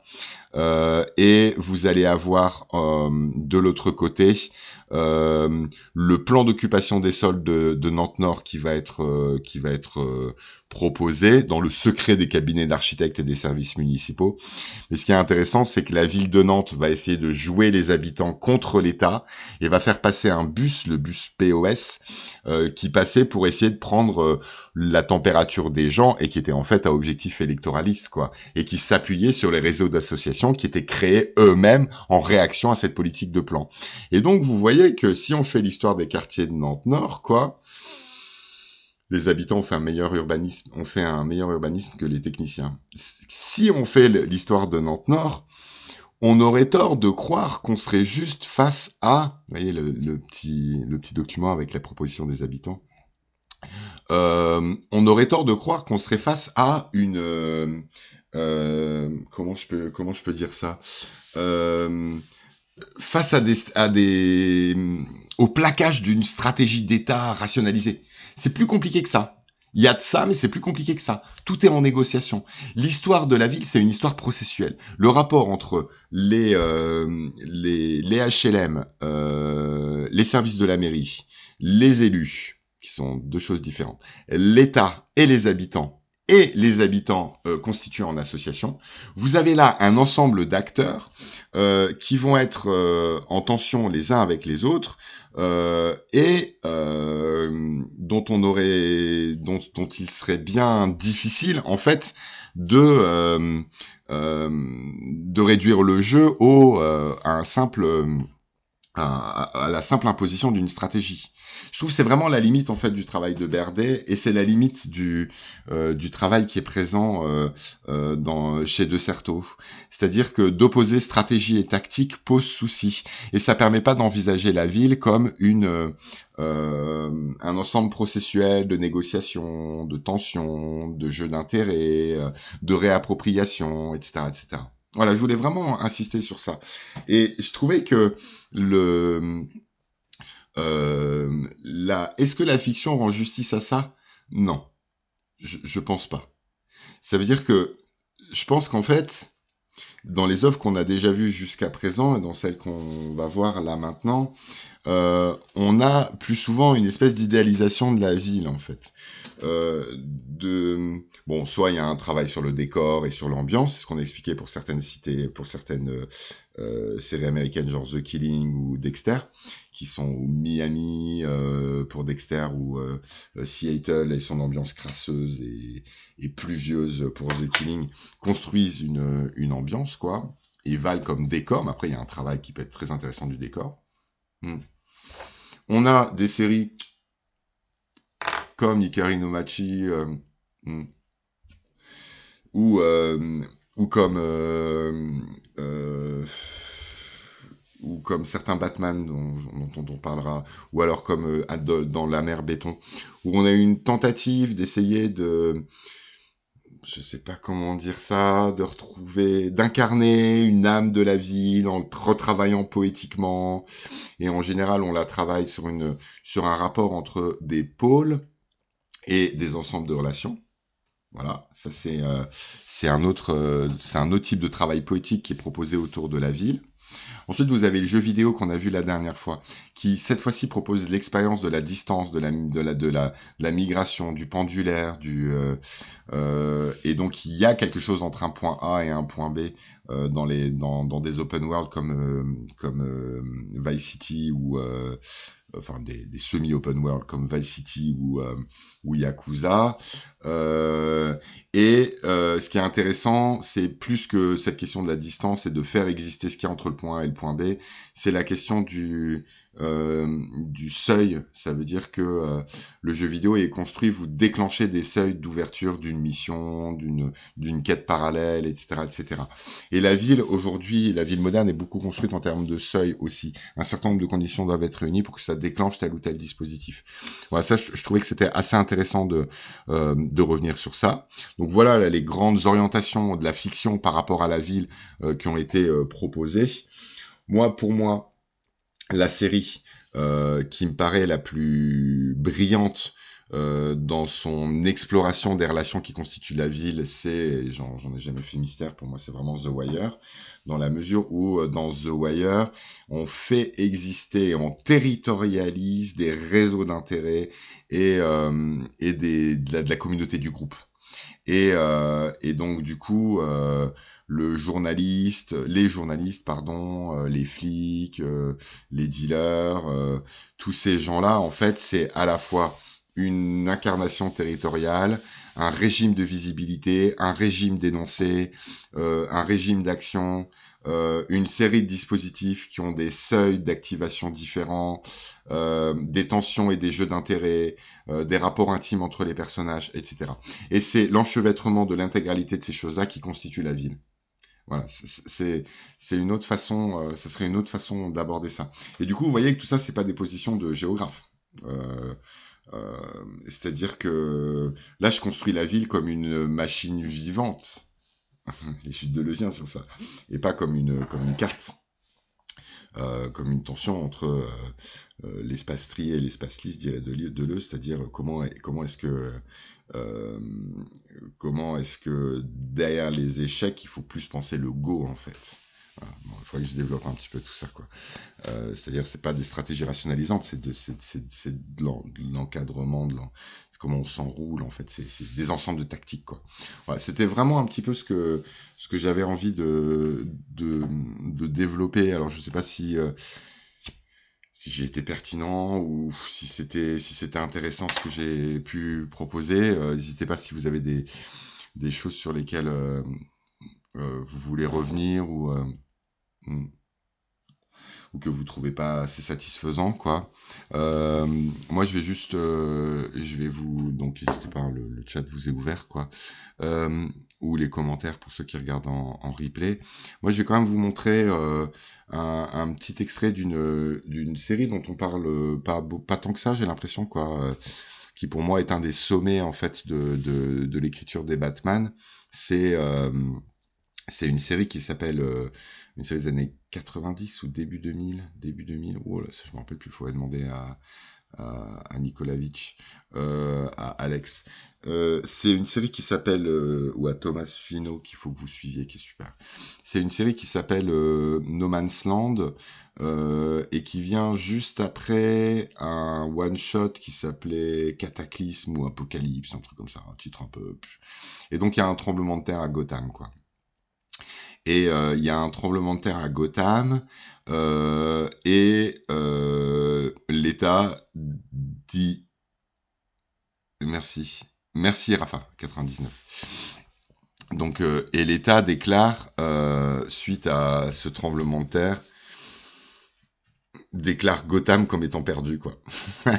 C'est assez marrant, il y a une déclaration comme ça dès le début, quoi. C'est voilà, c'est mort, c'est fini. Sortez, quoi.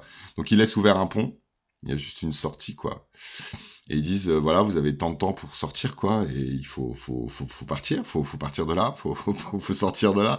Parce que bien sûr, Arkham s'est retrouvé fendu en deux par le tremblement de terre, donc l'intégralité des vilains s'est dispatchée dans la ville. C'est un grand arc, hein, c'est un arc de 5 volumes, et c'est 5 volumes de 450 pages, quoi. C'est vraiment tout un event, en fait, chez DC Comics, où vous retrouvez l'intégralité des personnages qui sont en lien avec Batman, et on a aussi notamment Superman qui vient et qui fait des trucs, et les habitants lui disent non, non, mais vas-y, nous on va faire, toi tu fais de la merde en fait.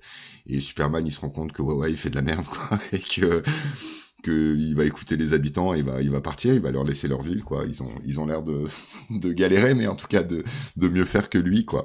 Donc c'est vraiment chouette parce que c'est un des rares récits de super-héros dans lequel la ville et le groupe existent. Alors, vous avez assez vite une restructuration politique de l'ensemble Gotham, et vous allez avoir chaque super vilain, parce qu'après c'est pour des raisons éditoriales, il faut pouvoir écrire tout ça, quoi. Donc il y a chaque super vilain qui va plus ou moins prendre un quartier. Batman n'est pas là au début. Alors il se trouve que Bruce Wayne a essayé de faire des choses, que Bruce Wayne a échoué comme Superman, et Batman n'est pas là au début.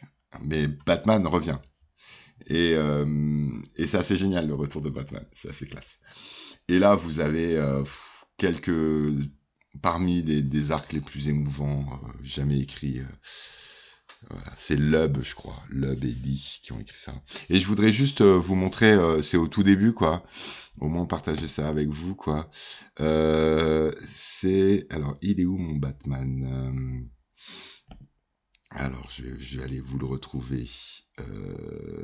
On va virer Nantes Nord. On va remettre mes petites images. Ah non, hop, on va remettre mes petits logos. Et je vais aller vous chercher ça. D'ailleurs, vous avez vu, au niveau de la technique, je suis presque au top, quoi. Et, oh merde, pardon, excusez-moi. Ah, je suis pas en... Ah ben, j'ai trop de chance. J'ai pas mis la fibre. Donc du coup on est sur le Wi-Fi, donc bah, on a trop de chance que ça se passe bien, parce que d'habitude ça saute, quoi. Et donc ce que je fais c'est que quand je stream, je me mets en filaire, je mets le fil Ethernet, quoi. Mais bon allez, on va dire que ça s'est bien passé, quoi, et qu'on a eu de la chance, que ça n'ait pas craché. Alors ouais, je vais juste vous montrer un petit extrait d'un des petits arcs, et du coup vous amener sur quelque chose qui me paraît intéressant en complément de ce que je dis sur The Wire, sur ce que la fiction peut faire de la ville, en fait. Bon, le retour de Batman, je passe très vite, vous découvrirez tout ça, quoi.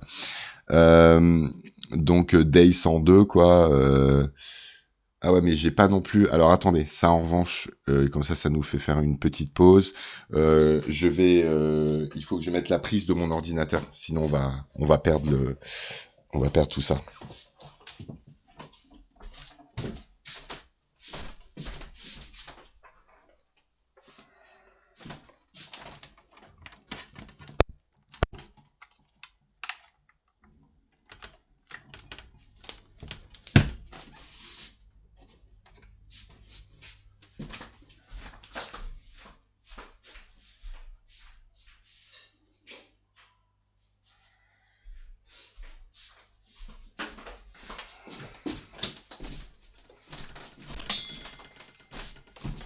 Ouais, je reviens, désolé, mais c'est parce que là, il est sur la batterie, et s'il est sur la batterie, et qu'en plus il était pas en filaire, il y a un moment, on a eu de la chance que tout se passe bien, quoi. Euh, alors, donc, on est au jour 102. Les policiers, ils ont été réunis par l'ami, par Gordon, quoi. Et salut, salut Rafa, merci pour tout, merci d'être resté, c'est vraiment chouette. Je suis très très touché. C'était cool que tu sois là. J'espère que ça t'a un peu intéressé, que j'ai pas trop dit de la merde. Euh, mais je vais bientôt, je vais pas tarder à clore le stream, hein, vous inquiétez pas. Donc là, donc on a Gordon qui a pris une des zones. Ça veut dire, il y a des cartes assez régulièrement qui indiquent comment est réorganisé Gotham, et les policiers ont une des zones. C'est-à-dire que les policiers, c'est un groupe parmi d'autres. Les policiers, c'est un groupe parmi d'autres qui administre une des zones et qui essaye, et donc on est dans un contexte purement féodal, quoi, où on essaye de reprendre des éléments de quartier. Et donc, qu'est-ce qui distingue les policiers du reste des bandits si les policiers sont un groupe parmi d'autres? Et c'est la question qui hante une série dont on parle pas, alors que moi je la trouve trop bien, quoi, que nous on suit avec Marcel, et ça me permet de faire de la pub pour Marcel. Il faut regarder la revue de presse de Marcel tous les matins de 8h à 10h, Marcel Duchemin, la meilleure revue de presse du PAF et de Twitch. Avec Marcel, on suit la nouvelle série de David Simon, celui qui a fait The Wire, et qui s'appelle We Own This City, où on suit une escouade, une task force de la police qui s'autonomise et qui devient un groupe parmi d'autres, quoi, avec des intérêts propres. Voilà. Il y a vraiment ce travail-là, et c'est ce que raconte ici le groupe de Gordon, quoi. Il y a un nouveau gang dans la rue, les Blue Boys, le Gotham City Police Department. Attention, les démons de la ville, vous êtes sur notre territoire, rendez-vous tout de suite. Alors les gangbangers, eux, ils étaient faibles et désorganisés. Donc ils sont tombés assez vite, facilement, et donc la police a pu. Et à chaque fois dans tout l'arc No Man's Land, à chaque fois qu'on reprend un quartier, alors je parle, mais j'espère que tout ça apparaît bien à l'écran. Ouais, voilà. Ah ouais, mais on me voit pas parce que j'ai freeze. Alors c'est pas grave, je vais refaire. Hop, voilà, voilà. Et en fait, à l'intérieur de Gotham, à chaque fois qu'un des groupes reprend un quartier, il le tag. Il le tag. Et donc la police s'installe, quoi. Ça booste un peu leur morale, ils installent leur quartier général. Finalement, l'ensemble des résidents qui sont toujours là, pas loin, les habitants, quoi, sont invités à les rejoindre. Euh,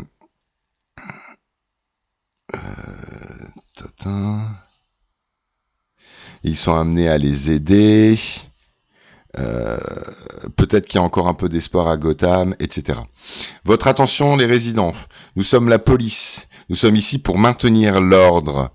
Aidez-nous à débarrasser les rues de tous ces gangsters. Et vous allez voir, il y a un truc. Bon, donc il y a Barbara. Alors, je sais pas si vous la connaissez, l'histoire de Barbara Gordon, qui était Batgirl pendant très longtemps et qui s'est pris une balle dans les genoux par le Joker dans le run d'Alan Moore qui s'appelle Killing Joke. Et c'est un des rares cas définitifs, en fait, de l'histoire de DC, puisque même le Superboy, il est revenu à la vie. Même Red Hood, même le deuxième Jason Todd est resté mort, mais le deuxième Robin, lui, est revenu à la vie. Bon, bref, c'est assez rare qu'il y ait quelque chose de définitif dans l'univers de Batman. Superman est mort en 94, il est revenu à la vie, etc. Mais elle est restée paraplégique et donc elle est devenue l'oracle.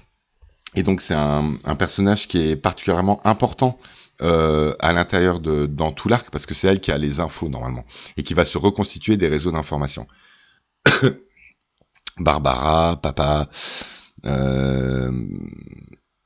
voilà, n'y a pas beaucoup de femmes qui peuvent dire que la guerre a été menée selon leur avis, leur comportement.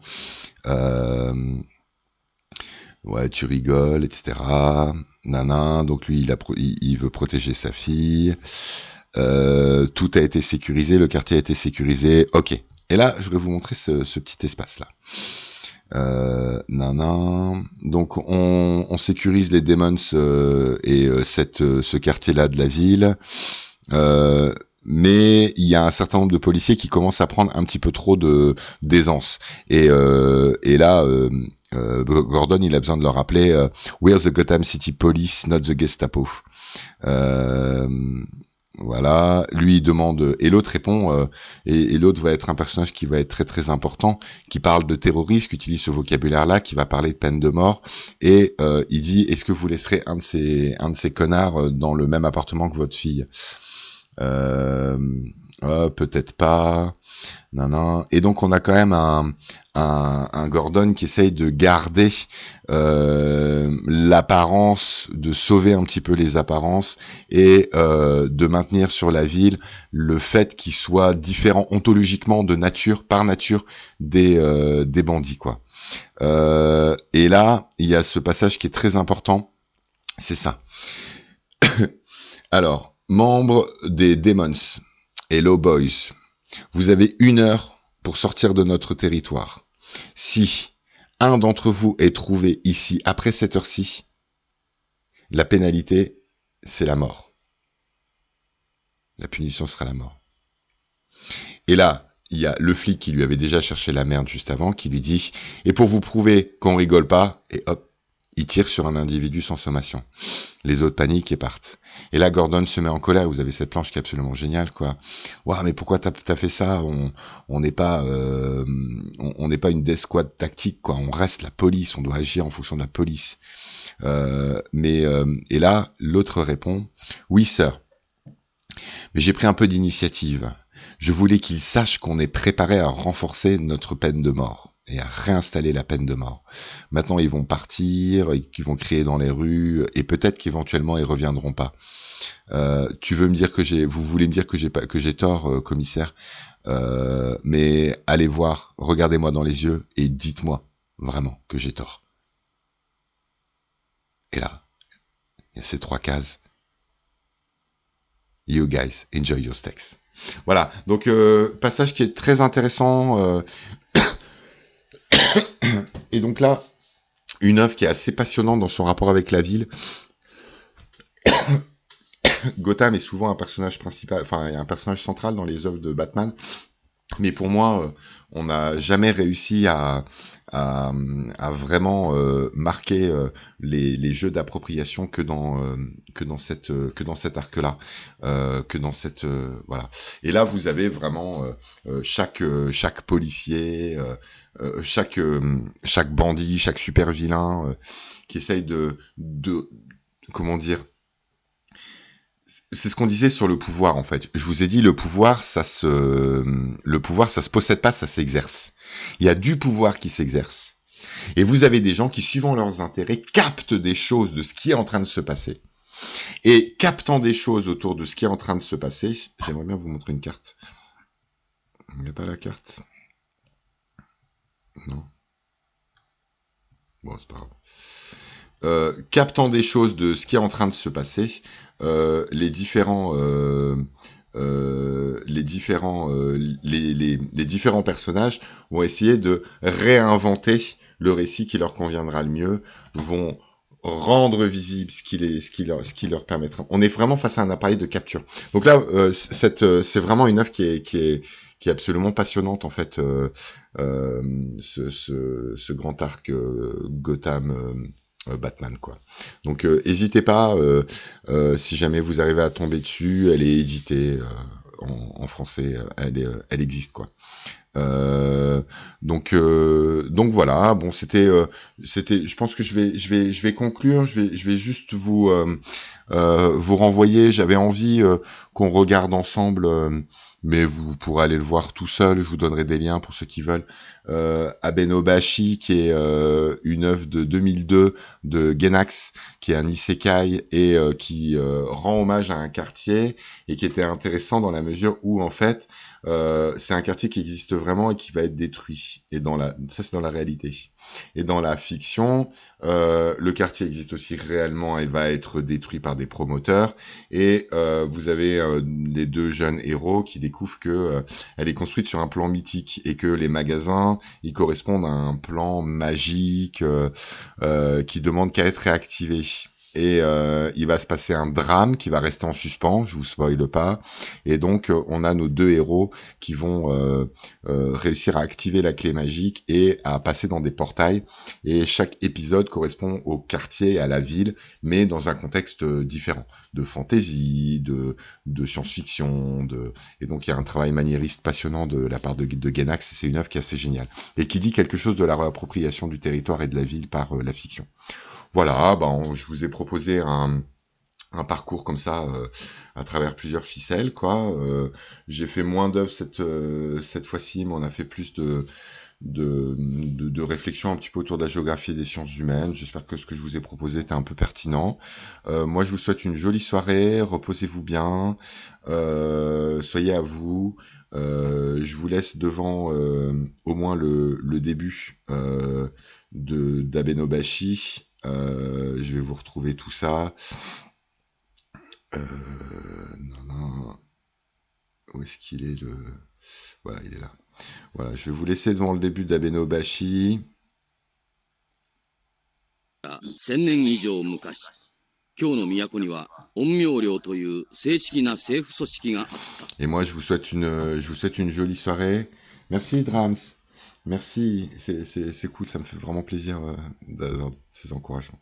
Voilà, je vous souhaite une jolie soirée, reposez-vous bien, une jolie nuit, et puis nous on se retrouve la semaine prochaine, et notamment il faut qu'on en discute, Drams. Je voudrais vraiment lancer quelque chose autour de la culture pop et sciences humaines, et vraiment centraliser un petit peu ce qui peut exister sur Internet et créer un collectif autour de ça. Ça, c'est quelque chose qui me tient à cœur et dont je vous ai déjà parlé. Et trouver aussi une formule régulière, voire courte, de quelque chose qui serait plus une espèce de mag culture, quoi. Voilà, bon, on verra. Donc je vous laisse avec